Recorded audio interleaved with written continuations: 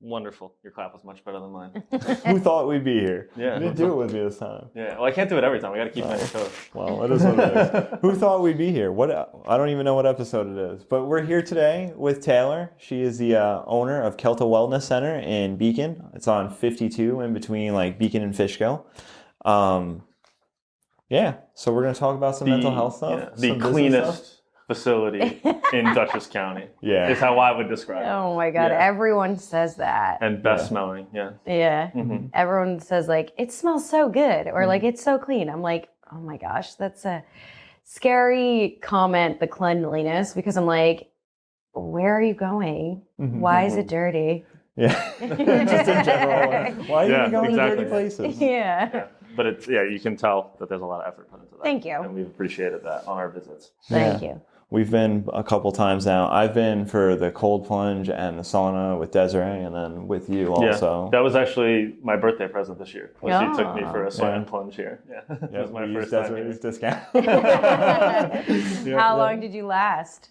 We did, I think, a half an hour in the sauna. Yeah, in the cold plunge. And I think you and I did 3 minutes each. Damn. But I actually have frostbite in my hands. Oh, okay. From when I worked in Alaska as a young man. And it, I realized that, all right, from now on when I cold plunge, hands out. Hands out, yeah. Probably arms all the way out, just because I do, hands out. Okay, so feet in first, and then put the feet out and put the hands in at the end. Mm-hmm. Okay. Yeah. To kind of get that, because, the extremities get, really funky. Yeah, I felt it, crazy. Mm-hmm. Yeah. It was it was almost like burning. So I felt like it's like hypothermia, because don't they say that you get hot before you? Oh, I don't know. You That's start, really scary. Please keep your hands out. Yeah, exactly. I think that I don't know. I saw that in a movie. Maybe it's not true, but it's that you start to get hot, and that's why you get hypothermia, because it's your body is adapting to the fact that you're about to get hypothermia. Oh, great. Well, interesting. You can check me on that, Bill Nye.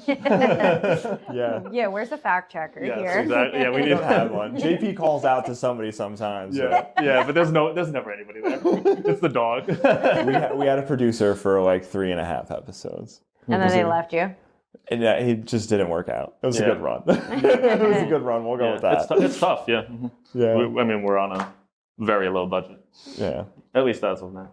All right. Yeah, these are definitely the nicest chairs we've been in. Oh, thank you. The nicest setup we've had. Yeah, this is very studio-esque. Yeah. Very zen in here. Yeah. It's definitely with the vibe of the podcast. Oh, yeah. Yeah. So we're excited. We're excited to be here. We're excited to do this. Thank you for doing this. Yeah, thank you so much. Yeah. Do you want to... Oh, sorry. You go. Do you want to start by maybe describing Kelta in your own words? Yeah. And what you do? So... Kelta is a wellness center, but sometimes we like to call it in our marketing that we put out a self-care center. Okay. So it is a space that provides wellness technology. And when I say wellness technology, I mean machines that are not, it's not like a service that's given to you by a human. So it started off with sensory deprivation. That's kind of where the idea came from. After the first time I floated, 4 or 5 years ago at this point. And then it kind of evolved from there. What other things do I like to do personally? And then we decided with the infrared sauna, the cold plunge. I mean, I can't say that I was a regular cold plunger, but it's very good for you, so that we ended up putting that in. And then we moved on to the vibrational meditation bed, which we started with a different one, and now we have an amazing vibrational meditation bed that people are obsessed with. Mm-hmm. And it's just kind of a space to be introspective. There's a lot of spaces at gyms or at other wellness centers where you can do these things and kind of in community. And here it's totally by yourself. I mean, we do offer, like you said, the 2 people in the sauna or the 2 people in the sweat and plunge. But we actually didn't start off that way. I didn't offer 2-person sessions right when we opened, because I didn't feel the calling to like have someone else in the sauna with me personally. And then people were asking for it. So it for me is like more of a space to be by yourself. Yes, it's very popular for 2 people to go in the sauna now. But it's not like you're coming here and like going in the sauna with your friends and chatting, or going in, if we had a steam room and like everyone's going in together. It's like not a space about that. It's more about being with yourself. Yeah, I think it's interesting too that like you can choose, like me going to the sauna with just you in there is much different than like going to the gym and and someone else and there's like a bunch of like randoms. And I usually the conversations in the sauna are a little elevated, but like it's different, you and I, versus like having someone that you get to choose with. Yeah, a lot of people ask us that when they call about like especially the sweat and plunge room, like, oh, is it in my own room? Like, and then their next question is like, oh, is the cold plunge in the room with the sauna? Because a lot of times, like if you use the sauna, you have to go out of the sauna and go into wherever the cold plunge is. And it's not like that. They're like, everything is literally enclosed in your own space. And we like to promote like a little more of a quiet and chill atmosphere here. Because of being by yourself, but also because of sensory deprivation floating, and like you really want it to be quiet for that. Yeah. So I'm curious more about like what is involved with the meditation bed, because I did a video for Lauren at Chakra Bowls a couple weeks ago, and the first thing when I mentioned, because the day that you told me that she messaged us about coming on the podcast was the same day I was there. And I mentioned to her that like, our next one, do you know Kelta? And she was like, oh, I love the meditation bed. Yeah. So I'm curious what that entails. Yeah. So the meditation bed is a 22-minute meditation. We actually soon might be introducing longer ones. But it is a full body immersive experience where you lay on a bed that's actually like contoured to your body shape. It's not just like a flat bed. Like your head is up a little bit higher, your knees are up high. And you put on these noise canceling headphones. We also offer like a weighted eye pillow and a blanket, and music and sound start to play within the headphones. So it's not like just like music. It could be like nature sounds. It could be, some of them have talking, not ones that we offer, but some are like a guided meditation, and the entire bed vibrates to whatever you're hearing in the headphones. So it like, it goes to the beat of the music, the vibrations, and you feel it throughout your whole body. So like, it's interesting because I actually met it's called an In Harmony Sound Lounge 2. It's the second one. And I was looking for a new piece of equipment a few months after we opened because I wasn't satisfied with one that we had previously. And I hit up the company, and actually the owner is the one that like interacts with you, which is like crazy. Like he's like interacting with every prospective customer. And at that time I had a full-time job, and we had an office in Vegas, and I asked him, oh, is there anywhere around us that has one of these? And he was like, honestly, we're not that big in the Northeast yet. And I was like, okay. And I was like, well, where are you? And he's like, I'm in Vegas. And I was like, oh, I actually have to be in Vegas like next week for work. Let me see if I can get them to let me fly out a day earlier. I pulled the I'm pregnant card and works very well, right? flew out a day earlier and met up with him at his house. This man let me into his house to try his bed. That's customer service. Yeah. Right? And I was like, either I might die right now or I might see a really cool bed. So it was an amazing experience. And what he told me is that the way that you feel the vibrations in your body, it's not like there's a ton of like, they call it a tactile transducer is the thing that like gives off the vibrations. It's not like there's like a ton of them that are like, throughout the bed that are like one's vibrating at your ankles and then it's like vibrating up here. He's like, it's just the way that your body feels the vibrations. It has nothing to do with the movement of the vibration in the bed. It's how your body feels it. I was like, what the heck? I mean, there's so much more like technical stuff about it, but everyone is obsessed with it. We have people who like have memberships with us who will like, oh, I really love the sauna, but I want to add like the meditation bed like every time before I do the sauna. And we're like, okay, we can make that happen. And they'll come in and they'll do the meditation and they'll do the sauna, or they'll do the meditation and they'll do the flow. Like it's just like a good addition. And some people literally just have meditation memberships and they come in and they do the meditation like 2-3 times a week and they love it. Yeah, I feel like that's a struggle with, especially when you're getting introduced to meditation, is you have a hard time connecting with like the guided or the sounds or whatever it is, and you can like hear, you know, your roommate or whatever it is going on. It's the most and that's why I difficult. feel like that's a way to like maybe like connect a little bit more to your inner self, because it's like sometimes when I'm meditating like in my bedroom, my head feels separate from my body. Oh yeah. You know, and if that feels like a way to like synchronize the whole thing.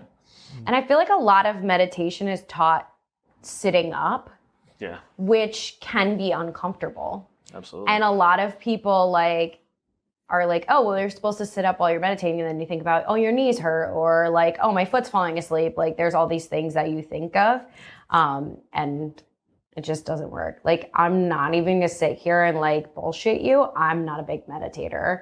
I don't really have all right, well, let's the time or the space. But for me, like my form of meditation is like moving. So like exercise, like that's where I'm like totally out of reality and like in a space. Thinking about breathing, thinking about like the move that I'm doing, and not thinking about my inbox or whatever it may be. That's running for me. It's the only time I'm in that zone. I'll meditate every day, but I rarely get into that space where I'm as calm as I am when I'm running. You know, there's only like, so I think there's only so far you can go without like having something to focus on, because it can be very like, sometimes I think you can get there, but meditation can be hard because it's like then you start to focus on your inbox or your kids or whatever it is that like, you know, is the responsibility that's going to turn as soon as you turn the meditation on. So you said you started off with flotation, like that was the main thing behind this. How did you get into flotation yourself? Because you said you had tried it beforehand. And like, I feel like a lot of people will only know what it is because of Stranger Things. You know what I mean? Really? No, I've never seen. That's what like when we like mentioned it to people, that we were like going to do that, and as soon as you tell people, they're like, oh yeah. Well, I'm sure that whatever they had let's was educate more, some people. Because we didn't really know what it was either. I didn't know. A lot of people talk about Joe Rogan. Okay. And how he like says like, oh, you can have a psychedelic experience, and I'm like, okay, well that takes a lot of work. We've been open for 1 year, and I've heard one person say, maybe 2, and one was like a wellness person, and one was like this big guy from the Bronx. So it just depends on who you are. I wonder what he hallucinated about. He was having a good time. He literally came out and said to me, listen, I dabbled with psychedelics when I was younger, and that felt like that. And I was like, all right, go for it, man. So sensory deprivation floating is literally what it says in its in its name. And it is supposed to deprive you of all of your senses while you're floating in 2 feet of salt water that's heated to your body temperature. So it's supposed to make you feel weightless, very good for your joints and muscles because you don't have to do anything to float. And then when it comes to the mental benefits, it's really great because there's no outside stimulus. So it's quiet, it's dark, you're supposed to close your eyes. Some people don't. And it's really good for anxiety, stress. We just had someone in recently who has severe PTSD and was obsessed. So it's really great for all of those benefits. So I floated with my mom for the first time at a space that's a like 45-minute drive from here. And I didn't really get into a meditative state, but afterwards I was like, oh my God, my body feels so like weird. Like it feels tingly on the inside. Like this is amazing. And we discussed it. She told me like places that were close to Beacon, but like all of them were a drive. They weren't near Beacon. They weren't 10 minutes away, right? Yeah. There was no convenience. And growing up here, I have seen the evolution of people who now call Beacon home. And I was like, this is insane. Like, we need something that's going to provide some sort of release for people in this area. And like, I'm not gonna lie, it was a business move. Like, I love it. You saw an opportunity. Yeah, I love everything that we do here. I'm not gonna sit here and say to you like that I do them all every day because I don't have time for that. I wish I did. But it was a business opportunity to open this space that was doing things that I loved. I grew up in a family that was very heavily involved in personal development for probably from the time I was like 8, 9, 10 until now. So I've done a lot of work in the personal development space with coaching, therapy, retreats, like all of these things. And I know that in addition to all of these things that you're doing, you also need to like personally take care of your body, which can also be taking care of your mental health at the same time. So that's where the floating aspect started. Okay. And my mother, who's into woo-woo things, But I feel like the woo-woo thing is kind of going away more. No, and more it's so people are mainstream starting to now. see. Yeah. Well, we very much appreciate it. It's worth noting that like you gave us like the chance to try out a service, and that's what We both of us tried out and got our own experience out of. And yeah, I would say like you kind of said that like the first time it's hard to kind of like fall into it. But yeah, I think you really feel it after the fact. Like a lot of times, like you feel all this stress. I personally like feel all this stress and tension in my body a lot of the time. And then like just stepping out of the thing, you feel like, am I a person? Yeah. Like am I? you're kind of like you don't feel all this weight in like your shoulders, and then like in that way, I did find it similar to a psychedelic experience because it's like you're not holding yourself up as much. Oh, that's true. Yeah, because and that's the first thing. Like I always say it about when you're microdosing mushrooms, that like I feel this thing where like I don't have to like pay all this attention to my posture. Like my body corrects itself. Yeah. And I felt that similarly after the fact. Yeah. Yeah. Well, I'm not gonna lie. I've definitely dabbled my fair share of drugs. Yeah. And you're in a safe space. Mushrooms just on the internet. Mushrooms are plant medicine here.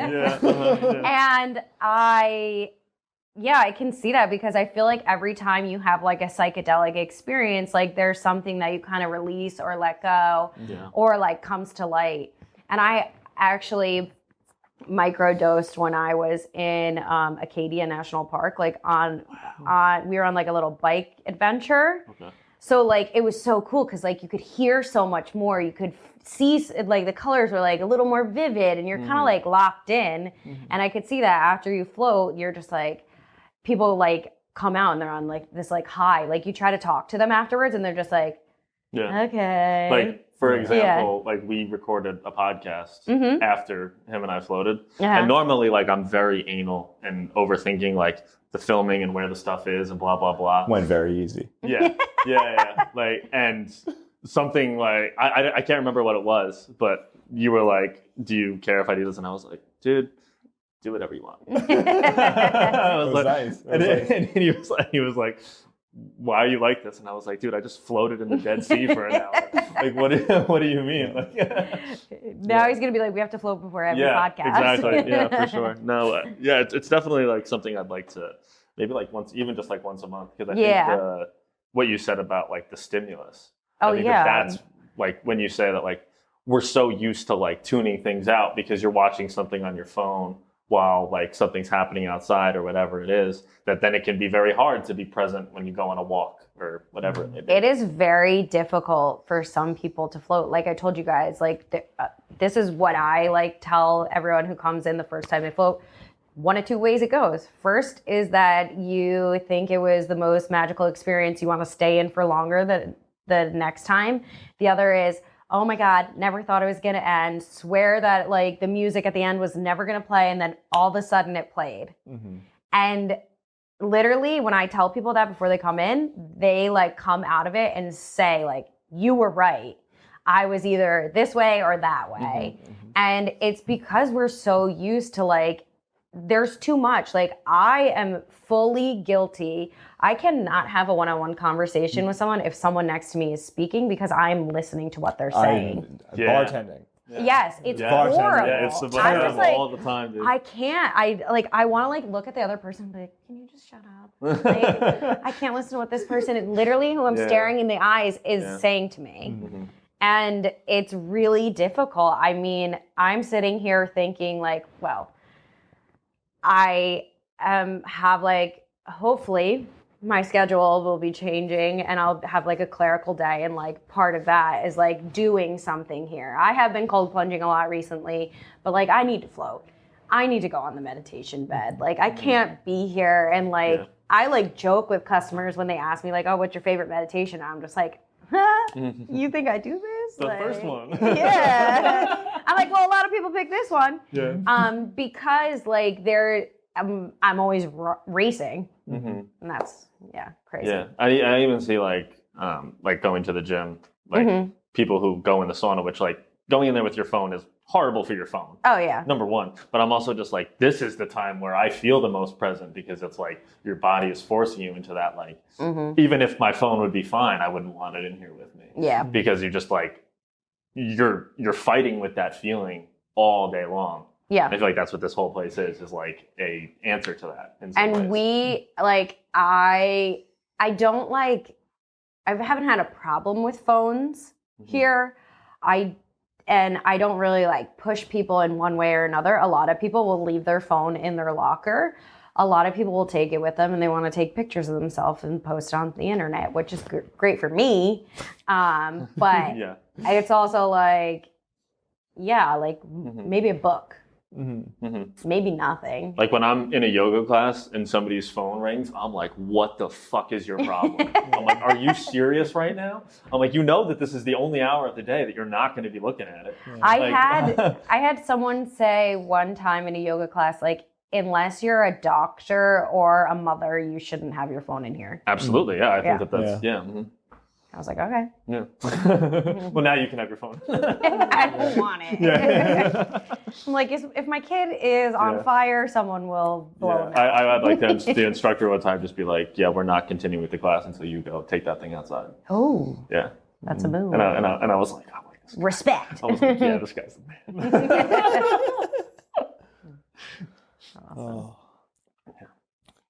Awesome. So you were talking about how movement is also important for you.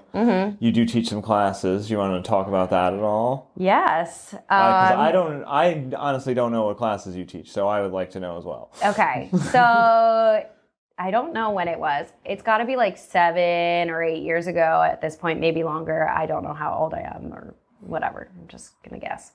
I went to Costa Rica for like almost a month. At that time, I was a middle and high school special ed teacher, and I got summers off. So I had the opportunity to go to Costa Rica to become a yoga teacher. I started off teaching yoga, and my intention was never to teach. I really loved yoga, and I have like a love-hate relationship with yoga. Like sometimes I'm like, yes, this is the most amazing thing ever, and then other times I'm like, oh, I cannot concentrate. Like I got to get out of here. Yeah. So when I went, my teacher was like, you are so good. Like, you have to teach. And I mean, I came from being a teacher in general, but being in a room full of adults and teaching them something is different than being in a room full of 13-year-olds and like teaching them. So I started off teaching yoga, and then actually my friend of a very, very long time, I've probably known her since I was like, I always say since I was 15. She owns a studio over in New Windsor called Bar Body Soul.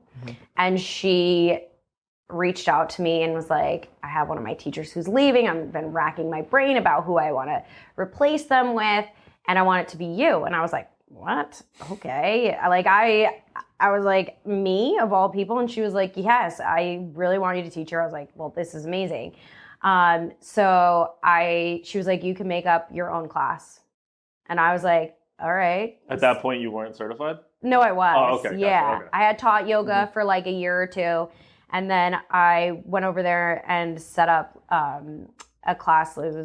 It's called Soul Body Sculpt, and it was like a little bit like move to the beat of the music, like lower impact. I mean, we do like jumping jacks and burpees and stuff like that. Loud now, music too. Loud music. It's loud, so loud. A different version of the Yes, sensory yes. And so I started off teaching that like 4.5 years ago. And then it kind of evolved from there. We introduced trampoline classes there, and her and I spearheaded that aspect. We've done like trainings for other places for trampoline. And then I started teaching spin, first at All Sport and then up at Wheelhouse. I taught for about 2 years. When we opened this place, I was also pregnant. So I was pregnant, had a full-time job, opening this place, and I was like, okay, I need to take a break from teaching.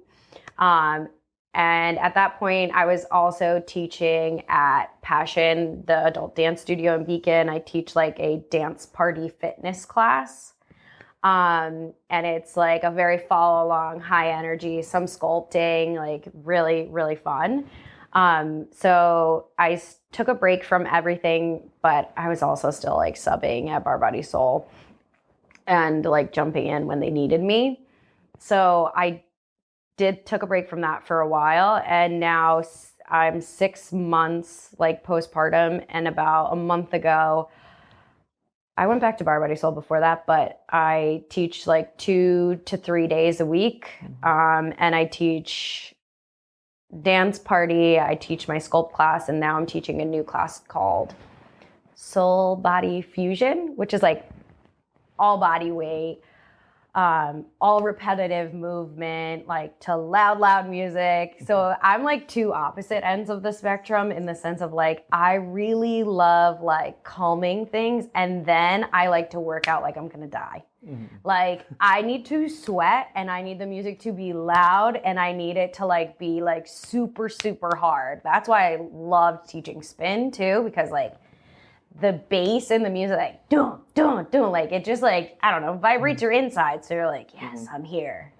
Allows you to be present. Yeah. Oh yeah. Yeah. You There's don't have the choice. no choice It's hard. at all. It's very like the voice. It's very. I would imagine. I don't take classes like that, but to quiet those voices in your head. And that's, Oh yeah, 100%. Like you. maybe I should try that. It's more difficult. It's more difficult in a yoga class. Sometimes, yeah. Yeah, because unless you're like focusing on your breathing, which is hard, because you're also doing hard moves, so you're like maybe holding your breath. You're also thinking, "Fuck this!" Like It's like the try to get closest outta here. physical activity to meditation. Yes. Yeah. Yes. Yeah. Okay. Wow. I've lived 1,000 lives, so we can. Yeah, talk. you've done a lot. Like, there's a lot going Yeah. on. So we've talked about let's go back to the beginning a little bit then. Like, so from what age? Like you said, you guys did retreats and stuff growing up. Like, how has your family been rooted in that, and how do you think that evolved into you being so into it? Yeah. So I want to say it actually started with my aunt who owns this building. It used to be a dentist office, and my aunt had a really thriving business. And I think she took time to dive into like coaching for her business, but also for her personal life as well. Because she had like such a thriving, like successful business, and a lot of that takes like a lot of effort. And so we started, I think she started to do some stuff, and then my like mom started to get involved and everything like that. So, when I don't know when I like first like did anything like that, but I have to say like, I remember, like my whole life, there was this like weirdness when I was super young where I would like always have a stomach ache. Okay. And I always had a stomach ache, and I never wanted to go to school. And like, I just literally would like go to the nurse's office, try to go home, or just like not go in general. And I remember being in like high school, and I don't know if at that point, like I think I was like inadvertently like doing a lot of personal development stuff because like my mom was involved. But I remember like at one point, either in high school or college, like I was like working with a therapist or someone, and it like clicked to me. I was like, I've had anxiety my entire life since I was a small child. Like I didn't want to go to school. Mm-hmm. Like, duh. Yeah. And did someone like explain it to you in a way that like finally made sense, or did you just kind of like connect the I just dots, like or? connected dots. Yeah. I don't really have like a big memory. I don't remember a lot of things, especially like things that happened previously. Like my friends from college will tell me I did something. I'm like, I don't remember that. You're a liar. Yeah. And and it's probably something insane that I did too. Mm-hmm. And I'm like, not true. So there's not a lot of like that, but then there's those like aha moments when you're like talking with a coach or something, and you're like, oh my God, this is crazy. Yeah. Like, duh. Yeah. I feel like I grew up knowing, or I grew up thinking that what anxiety was like being nervous in like a social situation. And there was like no other definition of it. Yeah. Yeah. It's crazy. I'm just I'm like, I want to explain to you like all these things that personal development wise that we did, but I did do some like personal development retreats in like my early 20s and stuff like that. I've worked with a lot of coaches in like specific coaching programs, like anything and everything in between. Like I've done like intimacy and like sexuality stuff, and I've worked with many therapists from like the time I was like, I want to say like 18 until now. I have gone on like the yoga retreat, like that's crazy, like a whole month in Costa Rica. I've done other retreats that are like yoga or fitness retreats and stuff like that. So it's a lot. It's funny because I like say to people, like I've spent tens of thousands of dollars on myself personally to try to like grow and develop who I am and like figure out who I am. And like sometimes I'm one person one day, and then like now I'm a completely different person, and I'm going to grow and develop whoever that is. And your identity definitely changes a lot when you have a baby. Yeah. That is the craziest shit on the planet Earth. So I'm like trying to figure out who I am in this moment. So that, who knows, maybe at some point I'll be like called to like some other program or some other coach who like works with people. But yeah, like our whole life, and my family like specifically worked with one company a lot, but then from there it's like evolved, and like they've worked with other coaches, and like some of my, like one of my cousins works with a coach that like I'm not called to work with. So like it just depends on like who it is and what they're looking for. Like I spent a lot of money working with a sales coach before, and it just depends on like specifically what you're looking for. But I've done the spectrum, like we're talking like sexuality and intimacy to like sales. Yeah, so like it's pretty much everything. Yeah. And like the sales is like more of like a heart-based sales, and like how do you like sell yourself, something with intention. Yeah, rather than being like the used car salesman. Yeah. I understand. Yeah, totally. It's interesting. Did you get any like people in your life who were like, it's crazy that you spend money on that, even though like in the world we live in today, it's like people spend thousands of dollars on Botox filler, material yeah. things, whatever, things that probably everybody in this room would consider to be meaningless, maybe. Like, and then just like, but it's crazy to spend like $1,000 on like, whether it's a course or something for your business or things like that. Like, yeah, I think people have like big opinions about that. Like stuff. People would scoff probably at what, like spending however much it is to go for a service here, but then, go and spend the same amount of money going out on to a bag dinner or on a bag or much more on something that, doesn't benefit you whatsoever. Not specifically like a time that I can remember, but I've also like been single for like not single, but like I never had like a partner who was like that involved in my life in that moment. So I'm sure people had their opinions. I spent most of my like 20s traveling. I don't have a red cent like to like, I don't have a house, I don't have this, but like I spent that money like doing things that made me happy. So yes, there was a lot of like, oh, well, if you didn't travel so much, like maybe you didn't have to live with your aunt and uncle. I'm like, well, I don't give a shit. Like I'm doing whatever I want. Yeah, exactly. So there's definitely like comments and stuff like that, but I don't think anyone ever knew specifics of how much money I spent on something. Gotcha. Until right now. Well, honestly, I don't even remember how much I spent on some things. Yeah, no. But there is a lot of opinions in the sense of like now, like I like badly want to like go on a retreat, and I like look at price tags of some of them and I judge it. I'm like, damn, that's so fucking expensive, but I want to go so bad. And prior to like having a business, having a baby, having like real responsibility, I would have just like signed it and like went and then been like, I'll figure out how to pay for it later, like that kind of stuff.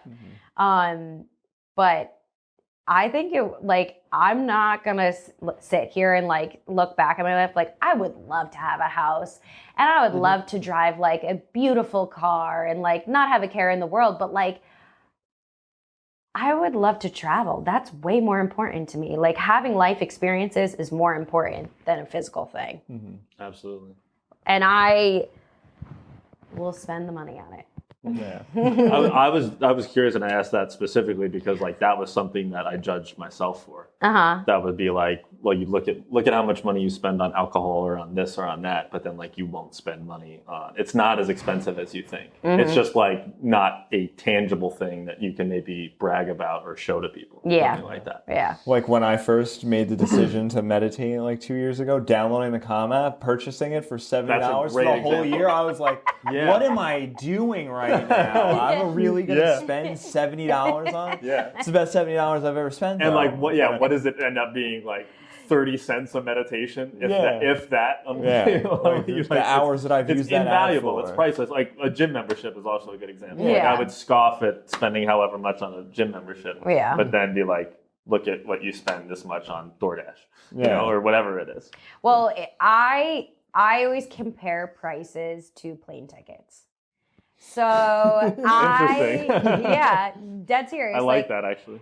People will, and this is just recently because the price of concert tickets are insanely expensive. And I will like, my friends will be like, oh, the ticket's $300. I'm like, I'm out. That's the price of a plane ticket.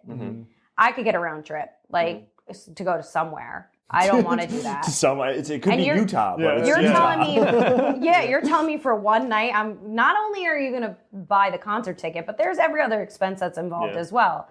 Getting there, eating food, like if you're going to drinking, like that's like a $500 night. No, thank you.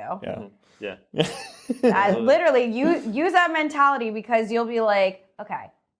Exactly. But then like you realize like how much do I like that artist?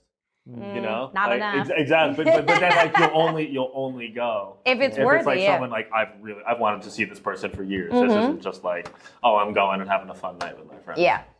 We just read Rich Dad Poor Dad, so everything in my mind is like it's got to be an asset, or I can't spend money on it. That's why I brought up like the spending money on courses and things like that. Because that's valuable. A big part of that was like people will scoff at you at spending $1,000 on a real estate course. But think about what you could turn that into versus spending $1,000 on something that has no return. And I think spending money on your like your wellness, your overall wellness is priceless. Like it doesn't matter. This is what gets you through the day. Like you have this for the rest of your life. And if you wake up in the morning and you don't like where your life is at, like you're the responsible party. There's no one else who's going to come here and take care of it. If your car's broken, you take it to the shop. So if your body is broken, you need to take care of it. And if you can't like, whether it's like fix something in your mind or something like that, sometimes you need somebody who has experience in doing that, whether it's a therapist or a coach or a course or whatever. I don't have all the answers, trust me. But at least you're out there trying to find them through stuff like that. And my mom actually told me something one time. She said that when she has been with her partner now for about 7 or 8 years, and she said when they first started dating that she said to him, I am going to be continuously working on myself and I'm going to evolve and I'm not going to stay the same. I'm not going to be the same person that you met. And if you're not willing to work on yourself as well, then I don't want to be with you. It's important. Wow. That's a very mature thing to say to somebody. That's what her partner said to That's what she said to him. Oh, she said, wow. Okay. That was amazing. Yeah. So I was like, that's really important to communicate with someone that you're going to be with. And I mean, you guys have like been in the space of ever changing, and you look back and there's some people who are still the same. Yeah. Yep. And they want you to be the same. And I'm that's like, uncomfortable for them. Yeah. Yeah. I'm like, I'm not still 16. Yeah. Like, I'm different. Yeah. Thank you. Like what she said, like that would be the most attractive thing that a person could say to me right now if I was getting into a relationship. Yeah. Is somebody being like, hey, like if you're, but that's someone who not works working on on themselves. Yeah, exactly. No, and like years ago, I would be like, I'm out. I'll see you at the bar. Maybe I'll say hello. You know. It's crazy how things change. Yeah. But so let's talk about Rio and postpartum, because you did write. We asked you what you wanted to talk about on the questionnaire. Yeah. So it's a great name, by the way. I love the name. Thank you. So I'll go from the beginning. So about right before we started construction here, I was like, I don't know where my life is going. I don't know what's happening. I'm about to go on a real roller coaster right now. So let me ask my doctor about freezing eggs. And my partner had always expressed to me that he didn't want children. And I always expressed to him that I wanted children. So who knew where it was going to go? And I told Federico that I talked to the doctor about it. And he was like, oh, well, I want to go to the appointment with you. And I was like, what the heck? I was like, okay, sure. So we go to the appointment with the fertility specialist, and he tells me my insurance doesn't cover it, so it'll cost me $20,000. And I was like, well, I don't have $20,000. Mind you, I've sunk so much money into this business, I probably had the money, but whatever. So he was like, I suggest you guys still go through with the genetic testing to see like if everything's good with the both of you. So we're like, sure. Genetic testing comes back fine if we have a baby together, where there's only like one thing that could happen, and it's like a very low chance if we had a baby. But he then said to us, I'm not saying you won't get pregnant, but I'm not sure how easy it will be. And I've had a lot of friends who have gone through very difficult times trying to have a baby, and it's really scary. I was 32 at that time, so I was like, I'm not that old, but like, who knows? You're almost geriatric. I found that out through Desiree. Yeah. Which is crazy that they consider like that's 35. Yeah. Wow. That you're Really? a geriatric 35. pregnancy. Yeah. Jesus Christ, dude. Yeah. Wow. So we heard that, and we actually had a mushroom trip together. Love that. Nice. Awesome. And we had been talking about like trying, and Federico was like, always had this like idea in his head that after he like had $5 million or something crazy, he would have a baby. And I was like, okay, well, that's like such a lofty goal. I love you, and I know that you're going to make $5 million one day, but like, when are we talking here? Yeah. So we kind of decided like, there's never a right time. And I want to have more than one kid. I grew up in a very big extended family, so an only child is just not for me. And so we decided to start trying. And we were going to start trying once we opened, but we were like, you know what? If it's going to take time, let's try now. As Federico told me, he has superior DNA and it will be fine, and the doctor's wrong, and the doctor was wrong. It took 1 month. So about 1 month before opening here, we found out that I was pregnant. And I opened my business and grew a baby inside of me and worked a full-time job and traveled for my full-time job. And then on the side, taught some classes here and there and worked out the entire time that I was pregnant. So I literally went full pedal to the metal my entire pregnancy. And then I got stopped dead in my tracks. 1 month before my due date, I have a pretty rare blood condition that was being treated my whole pregnancy. And then I had to have 2 days of an IV treatment as a practice for when they were going to induce me to have a baby. So I went through these 2 days of the treatment. The first day, they literally put the IV in my arm, put saline in it, and I faint in the chair. And they're like, I'm coming to, and they're like, we think you might have just had a seizure. And I was like, what? And they were like, yeah. But I didn't. I just kind of gargled a little bit or whatever.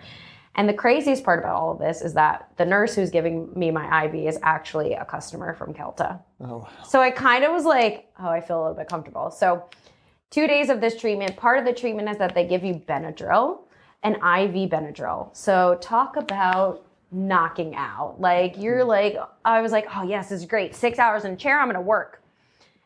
And they give me the Benadryl and I'm like, I'm not doing anything right now. I am dead. So I had 2 days of this treatment. The second day, I didn't feel like the baby was moving that much. And I was like, oh, maybe it's the Benadryl. That's weird. They didn't tell me that the Benadryl would affect the baby. So we go out to eat. We're literally I got my purse and I'm wearing a little jumpsuit. And I'm like, if the baby's not moving after dinner, I'll call the doctor. Call them. They tell me to go to the hospital. I get to the hospital and they're like, no, the baby's fine, but your blood pressure is through the roof and it's not going down. Have you had blood pressure problems during a pregnancy? I'm like, nope. They tell me that I have what's called preeclampsia, which can be really dangerous for myself and for the baby. And there's a high risk of seizure, which isn't good when you're pregnant. And I open my phone and start to look up preeclampsia, and I see the first thing that says is risk of death. And I was like, okay, close. Yeah. Let's not do this. Yeah, Google is a harsh place for stuff like that. So actually, especially when you're pregnant. Yeah. Oh my God. Desiree loves Google. No, I tell her to stay on. Everything you do, whether it's good or you're bad gonna die. Is everything comes up and just don't do this if you're pregnant. Yeah. Don't do this if you're pregnant. Don't take this vitamin if you're pregnant. It's insanity. Everything. I didn't really do that much of it when I was pregnant, but it also is good to kind of ease your mind too, because you're like, I'm fine, whatever. Mm-hmm. And so they told me I wasn't leaving the hospital. So the girls, they got their hospital bags packed. My kid's nursery is a fucking hot mess. There is nothing done. I don't have a hospital bag. Thank God my mom is a savior. She was like, I'm going to pack a toothbrush, this and that, because we called her on the way. We weren't going to. And then I was like, you know what? I need my mom. I'm going to call her. Mm. And so we called her and she's like, you know what? I'm just going to drive up there. And if you guys need me, I'll be there. I was like, okay. She's like, I'll just be in the parking lot until you're done to leave. I wasn't leaving. So for 2 days, mind you, I also was laid off from my full-time job 3 weeks before this. They cut 45% of our company, and I was one of the people who laid off. So pregnant, business, laid off from my job. Mind you, they paid me a good lump sum of money for laying off a pregnant lady, but there was a lot. There was a lot that was happening. I thought I had 2-3 weeks left in my business to make it chill. No. I am about to have a baby. So they put me, induced me for 2 days, which is crazy because your body naturally, when you go to have a baby, your hormones are ready, your hips start to widen, like you're ready to have the baby. It's like, chill. They're like, no, let's take your 9-month pregnant body and make you have a baby.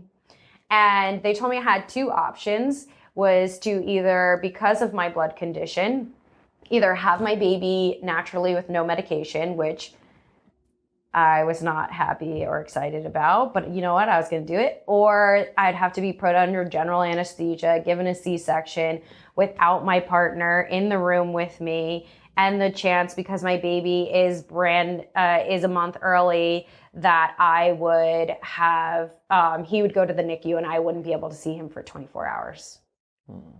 And I made the choice to not do that and advocated for myself the entire time. And because I had the treatment that I was having for my blood condition, they actually were able to give me the epidural, because it took 2 days to put my body through literal hell.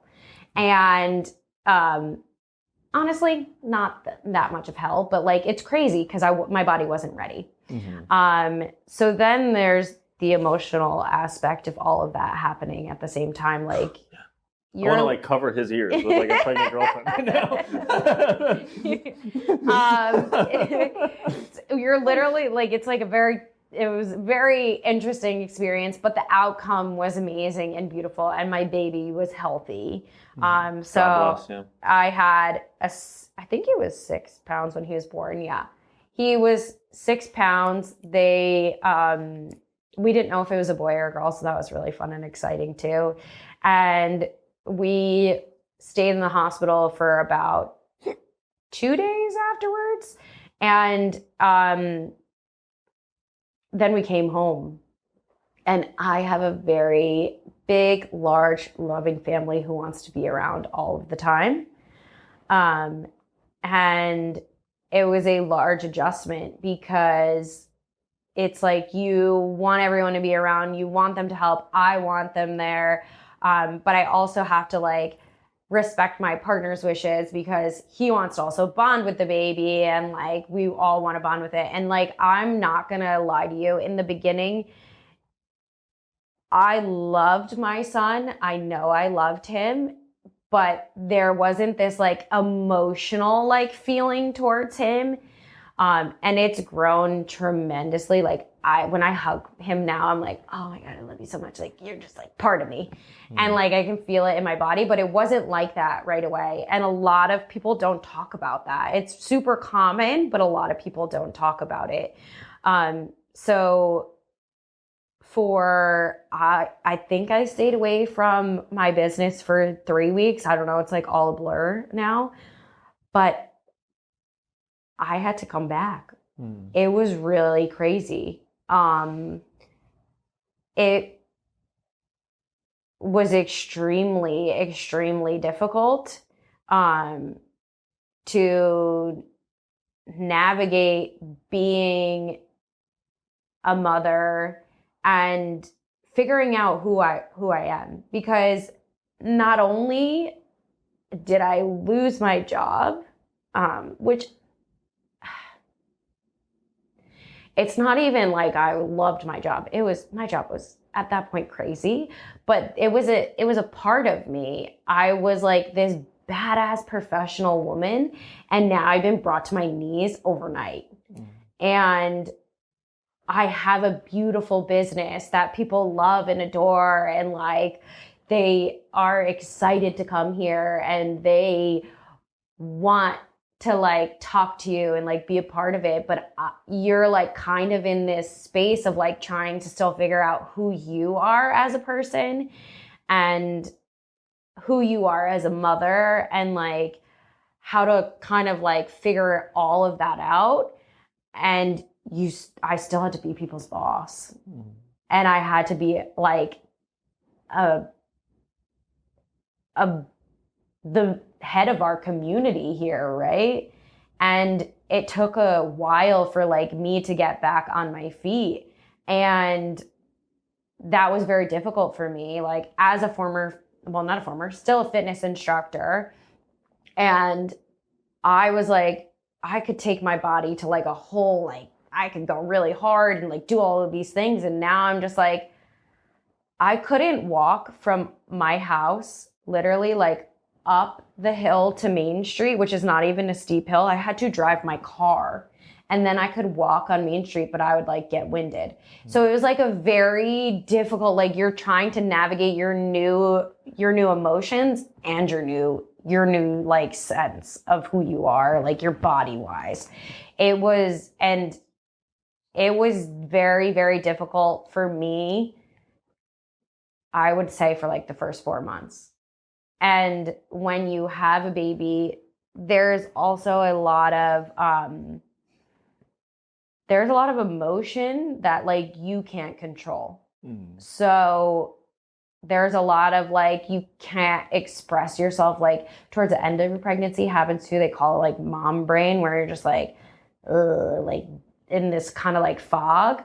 And so like I would speak like super slow. And my partner, Federico, would be like, what are you trying to say to me? And I'm like, I don't know. Like, I really want to say something to you, but I can't put it into words. And it was super difficult because I am fast. I fire quick. I make decisions. Like, this is just who I am. And now I'm just like, and it was hard. It was so hard. And I would say like, I'm still trying to figure out who I am for sure, but I'm slowly getting there, and I'm used to a lot more of the chaos and the relying on other people and the asking for help, which is like very, very different than like what I was doing. But yeah. That's where I'm at. That was an amazing story. Yeah. I could feel your emotion in it. Thank you. It's weird. I was just reading yesterday. I'm reading The Body Keeps the Score. And there's a part that I just got to, and he like mentions like, well, while he's talking about PTSD, like one of the ways we handle emotion, like, because I think with Desiree being pregnant right now, that's like the most fascinating thing to me, like what her body is doing, but like there's also things happening to me that I wasn't expecting to happen, and I'm like, what the fuck is this? Like, I go to the gym and run every day and I'm gaining weight like crazy, and I'm like, what the fuck is happening? I've heard of this, yeah. But like he was talking about, it only happens after childbirth, but like there's a whole like locked away set of emotions that we have that like once you go through having a child, like that opens up, and that's got to be like crazy to navigate because you have your set emotions that you have attachments with, like you know how you react to certain things and like what's going to come up in certain situations, and then there's just all these new emotions that come in, and that's got to be nuts to handle. And I have to say, like, it wasn't the easiest for my partner either, because we're trying to care for like human life. Like we want our son to be happy and we want all of that. But he also, like, I really needed to rely on him to take care of me. And it's a whole new ball game for him because he's not used to that. Like, he's used to like me, like, gung-ho and like going for all these things, where I, like, especially in the beginning, I like would say to him, like, we need a caretaker for me and one to help with the baby too. Like, you can't take care of the both of us. Like, we need, like, I need you and I need another human body, because like I'm like uncomfortable walking up the stairs, and like I didn't even have it that bad. Like, there is like women who have a C-section who like have severe tears when they have a baby. Like, I didn't have any of these things, and I was just like, I felt unwell. And it's like, everyone says it, but like no one really believes it until you're in it. Like, you need help. Like, you need a village. Like, we talk about moving sometimes, and I'm like, we can't raise a baby without like my aunts up the street or my mom around the corner or my dad like coming at the drop of a dime, someone to walk our dog. Like, that is the craziest part, the freaking dog. Like, you're like, you're so used to just going outside, walking your dog. Now you got a baby. You need to bundle that baby up. You need to put them in the stroller. It's very hard walking a dog with a baby in a stroller, let me tell you. You don't do it. You put the baby in the carrier. Like, there's just so many things that you're just like, oh my God, I need help. And I don't need it like because my partner is inadequate or anything like that. I need help because we all need help right now. Like, we cannot do this. Or like, just help. Like, my mom and my aunts are so well versed in doing all of this. It's just like they'll come and like watch Rio for like an hour, and they'll be like, oh, I went through his clothes too, and these are too small and these are too big, and oh, he had a good time, he had a bottle too, and he took a nap. And I'm just like, what the fuck? How'd you do all that? Yeah. So there's just a lot. You feel super helpless, which sucks, because you're like a mom and you're a superhero and you want to be a superhero, but like right when it happens, it's just like, oh no. So I like am forever grateful for Federico for like dealing with me. Even now, sometimes I'm still a crazy psychopath, and like he's just like, okay, Taylor, you're being ridiculous. But he like smiles and nods and just goes with it. And he has said to me that like he knew that this was common because his friends' wives had babies, and they were all like kind of talking about it. And he's like, I know this isn't normal. It's really hard because this isn't who you are. But it's like not uncommon. And I actually listened to something that someone said on the internet, like a reel or something that I watched. And they were talking about, there is this like thing about flamingos, supposedly, that when a flamingo has a baby, they lose all their pink coloring. And then like postpartum, they like start to get it back. And there's this thing about women saying like, oh, I got my pink back. And what this person was saying on the internet is that like, why do I have to go back to the person who I was? And I feel like that's kind of common about like what we were saying. Like, we're evolving as humans. So like, why do I need to go back to the person that I was before? Because I'm not that person. I'm not Taylor, who doesn't have a kid, who can run around and do all of those things. I don't want to do those things anymore. Like, I want to go home and like play with my kid. Like, I want to come here late. Like, some days I don't come here till noon because I don't have someone come pick my kid up till 10 because I want to play with him in the morning. I don't want to like continuously be who I was, or like be fast paced, be feisty. Like, I'm still gonna be feisty, but like just a little bit different, like a nicer tone around my kid and like that kind of stuff. I don't, so it's a new era, new version. Yeah.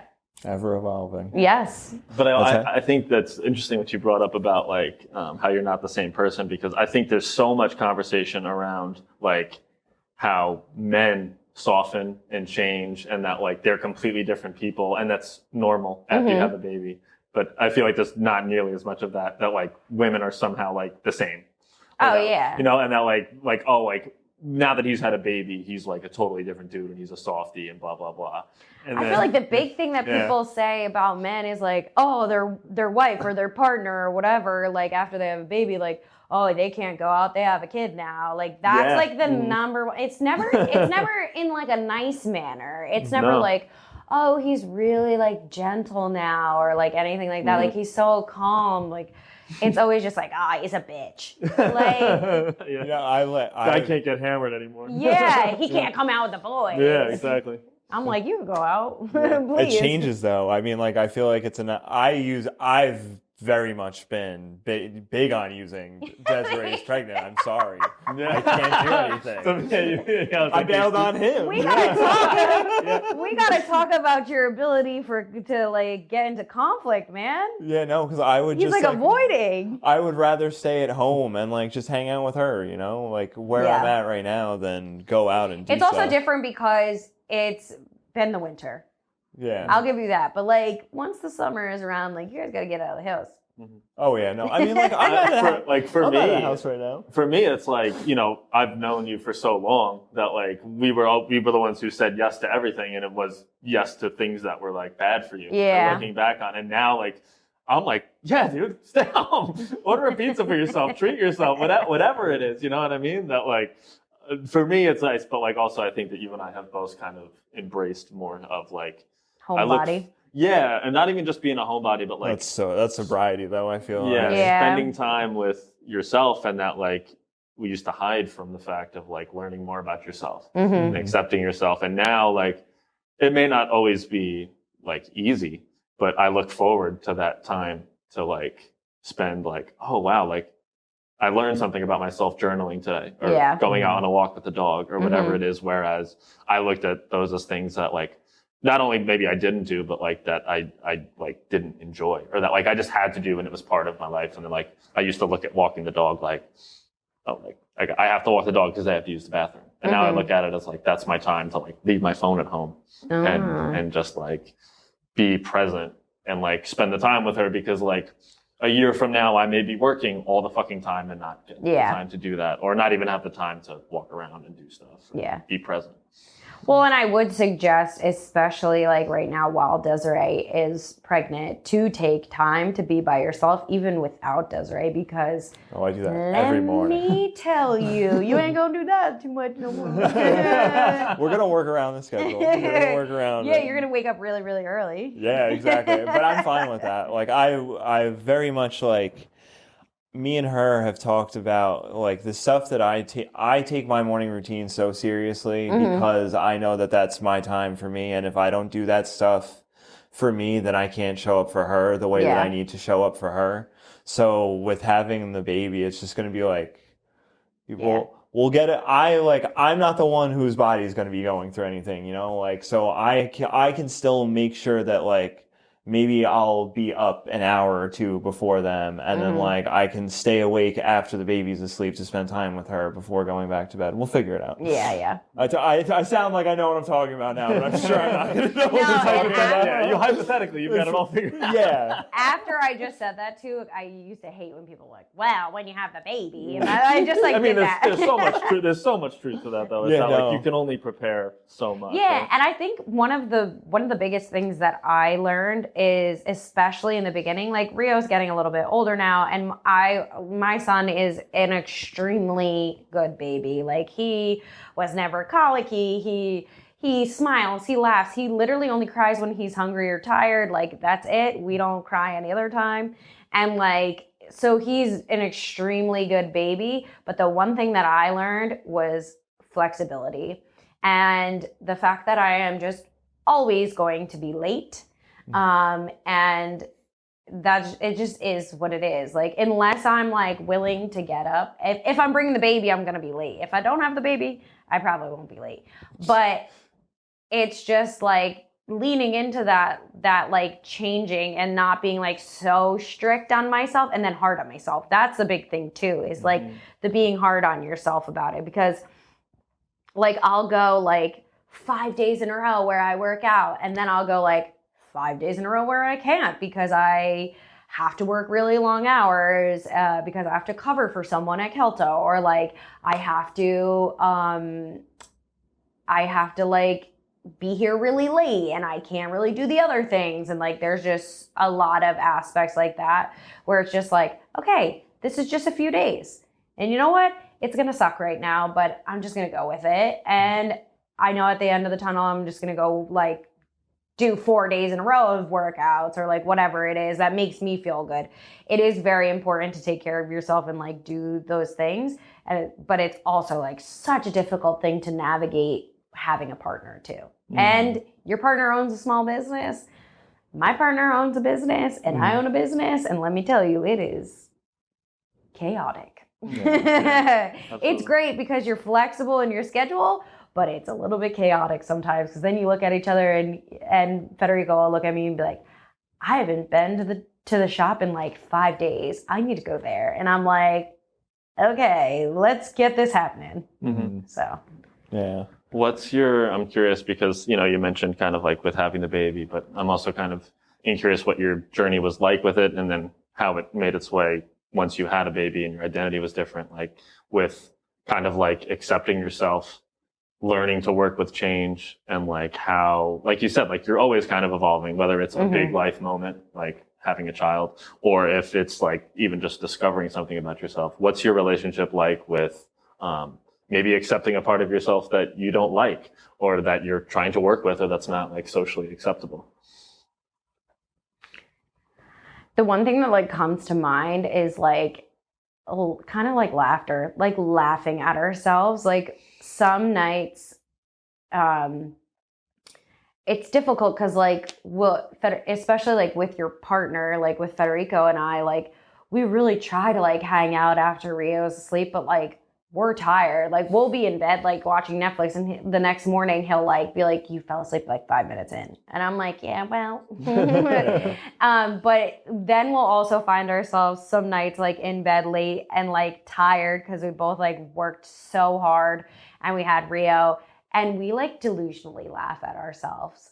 Like that like hilarious moment where you're like together and you're just like, oh my God, you remember this stupid thing that happened today? And we're just like, we are so ridiculous, and we're just like dying laughing at ourselves. And I think like that aspect is really funny. It's just like being happy about it and not being like so like, oh my God, this is who I am now, and I like have throw up on me. Like literally before I came, I wore this for like a photo shoot that I was at, and I like put it on and I was like, there's like formula on this. Like I need to like wipe it off and like get it wet and then put it in the dryer so it's dry for this photo shoot. And like, I'm just like laughing at myself. I'm like, I just like took my shirt off, and like prior to this, I guess like the day before, I wore it for a little while, and I guess I had formula all over me, and I just didn't care. And I was just like, well, I'm late and my shirt's wet and here we go. So I think like that part is what stands out to me the most, is that like, just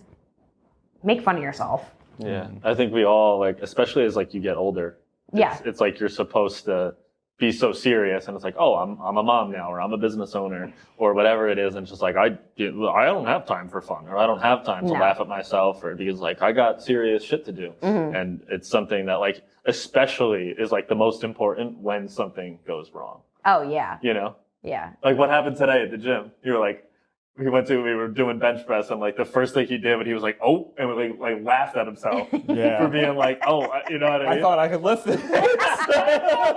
I got it up and I was like, oh. For the record, you did lift it. Like it's not like you put it. It's not like you put it right back. But it's like the reaction to that of being like, oh, like I'm always like evolving and learning something new about that, and that like that should be fun, because like that comes from like when, I don't know, I think that ties back into like when you're a kid and you're like, even you're learning to walk or you're learning how to do something new, and like you fall off the skateboard and you laugh at yourself, but then all of a sudden when a little thing goes wrong with your business, it's like, I can't laugh about this. This is so serious. Oh no. I think that and especially owning the business, there's a lot of times where I'll just like, something will happen and I'll just be like, usually like I talk about it with my mom and I'll be like heated about it. And then I'll just like a few days later, I'll just like, whatever, let's go. Like we just like got to move through it. And I think this is like a big thing that I've heard working with a lot of people in the personal development world, is that we lose our child innocence. And like, I kind of feel though, like you become a child and then you go into your teenage years and you're embarrassed about everything. You don't want your parents to be weird. You don't want your outfit to look weird, because there are so many judgmental people in your orbit. And you go through it like until about like your mid 20s. Like I'd have to say like 26, 27 was when I really stopped fucking caring. And like now I'm at the point where I'm just like, here I am, take it or leave it. I've kind of been like this a lot, but there's always like this thing in the back of your brain, like, oh my God, I don't have this. I don't have the white picket fence. I don't have blah, blah, blah, blah, all this stuff. And like, then it just comes to a point, it's like, why do I even care? Like my niece, so my parents have 2 grandchildren. One's 18 and one's 6 months old. They are that far apart. So my niece turned 18 last night. And I went into like the room at her party where like all the kids were, and I was like, I guess being a little weird.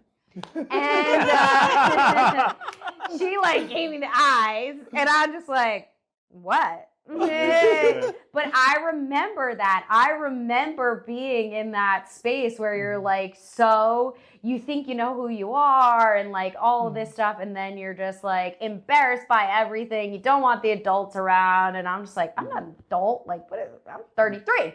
Like, so it's just like it's like a curve of life. Like you go up this like huge wave, and then all of a sudden you're like humbled. You're like, well, this doesn't matter anymore. And you just do whatever you want. You laugh at yourself. You get pissed, but then like later you're like, why was I pissed? Like, this is so stupid. So I think that the most humbling way for yourself is just think about it and like, this is fucked up, but here we go. Yeah, there's nothing I can do to change it right now. No, not at all. Yeah. And like the innocence part, like I, having a son, know that I'm going to be put in a lot of situations where my son's going to want me to do some crazy stuff. And there's a woman that I'm friends with, and she posted online one day. She has two sons. She said, I'm never going to be the mom that says no.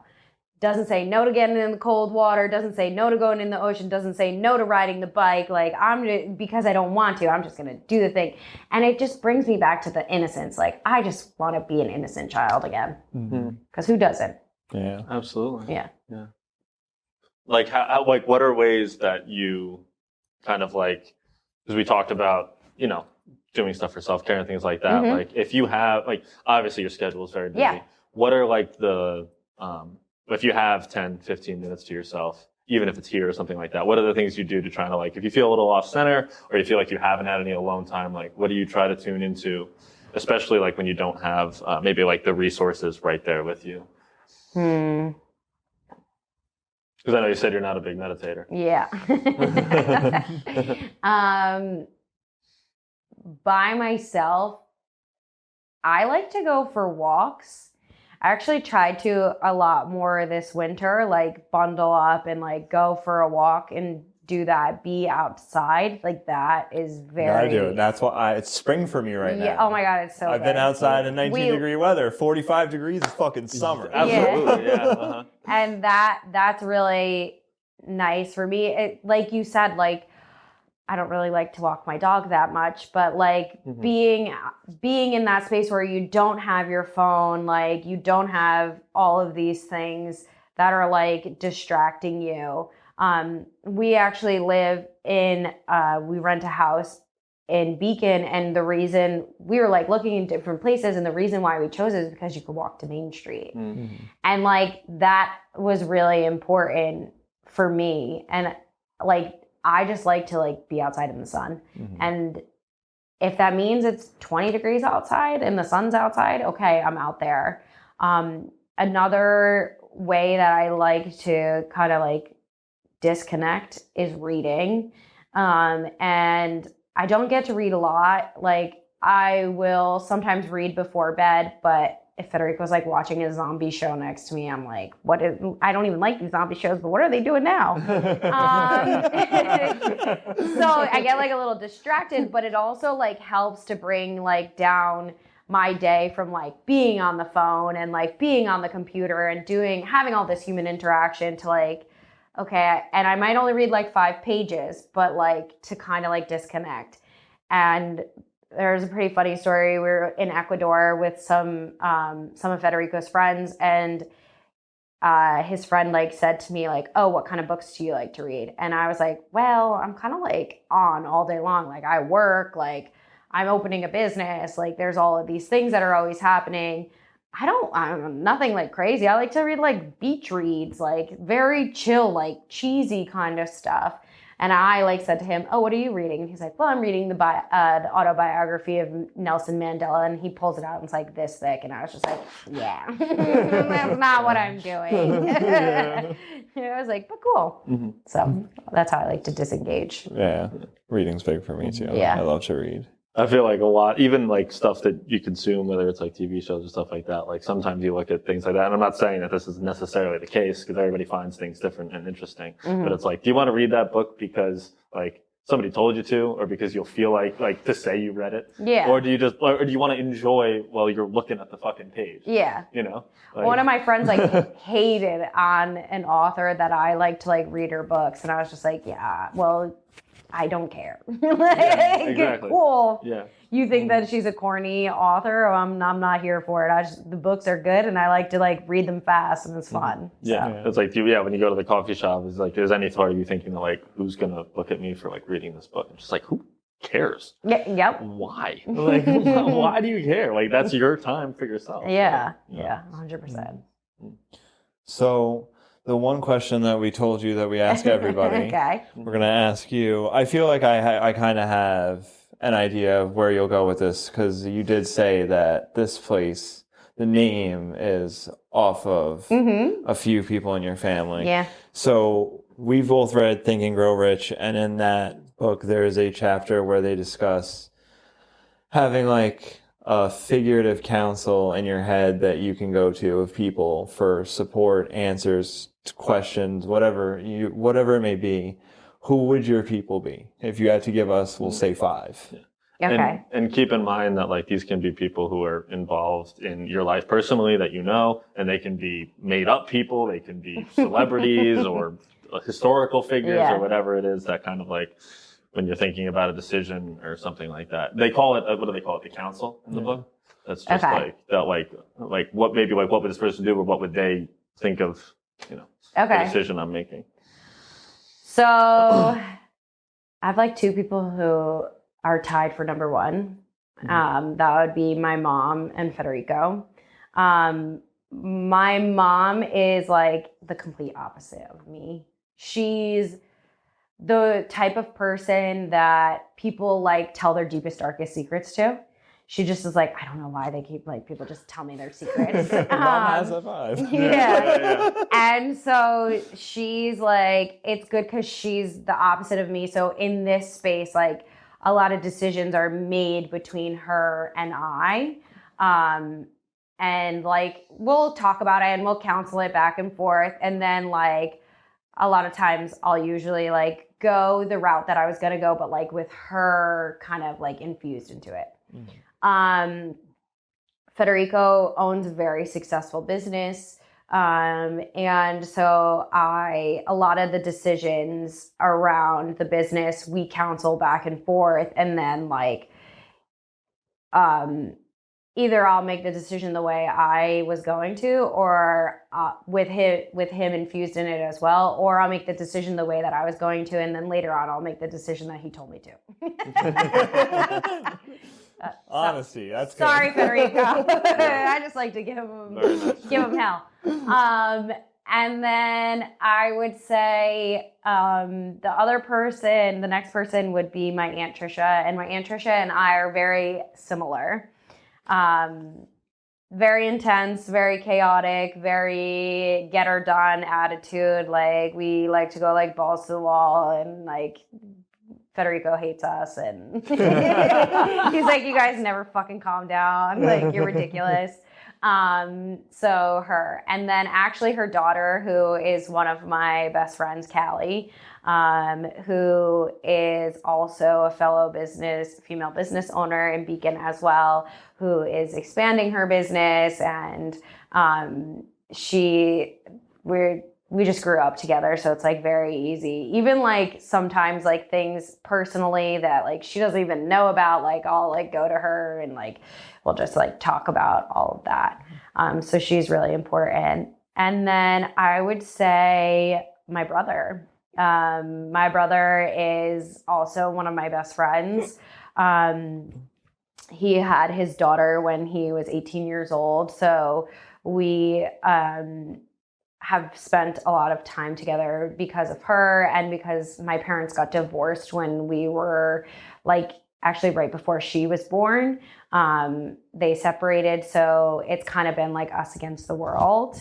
And my brother is very intelligent in his work. He works in he works in public relations.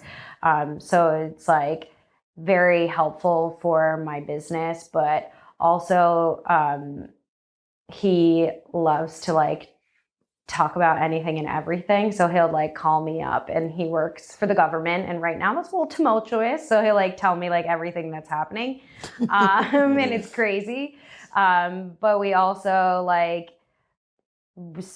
before like Rio and before like having a partner, spent a lot of time together in our personal lives. Like we're like truly best friends. So that is like, those would be my 5 people. I think that's 5. Yeah. Yeah, I mean, your counsel lived up to what you talked about the whole podcast, was that like extremely family oriented. Oh yeah, like there's no getting away from it. Yeah, that made perfect sense. Yeah. I wouldn't even think of a celebrity. Yeah.